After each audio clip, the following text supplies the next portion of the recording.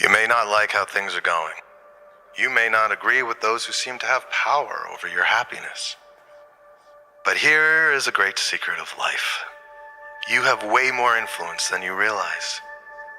Gandhi called this influence truth force, love force, soul force. It is the inherent power in you to conjure the truth and the very best in other people.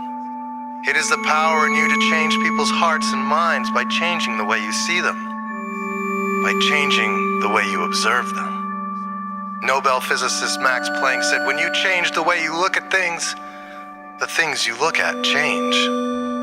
Scientists have discovered that when a teacher is merely told a student has a higher IQ, that student's IQ rises to meet the teacher's expectations. Expecting the best from people brings out the best in people. But the reverse is also true. Seeing the worst in people brings out the worst in people.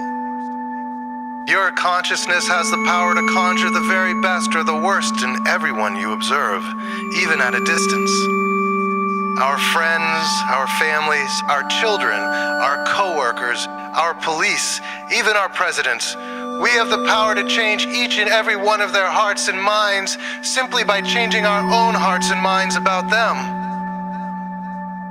We all have darkness in us, but we also have the light.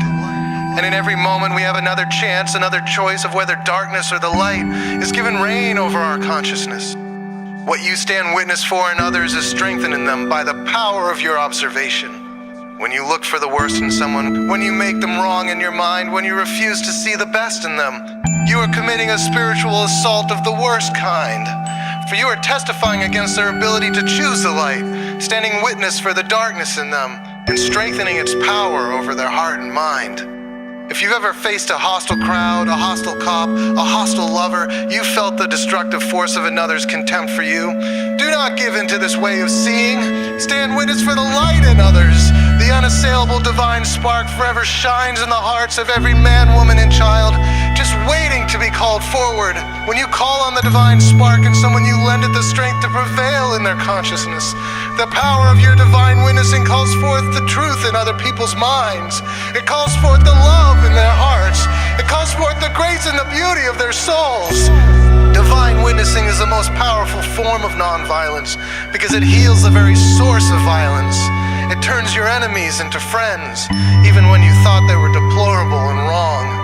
In a place where you see no light, you make your own. You call upon the divine spark within you and invite it to reveal itself in those who oppose you. The divine spark in your heart ignites itself in others through the blazing light and love of your consciousness. Witness for that, strengthen that, insist upon that. The truth in me calls out to the truth in you. For it is only that I will stand witness to. It is only that I am determined to see. It is only that I will testify for.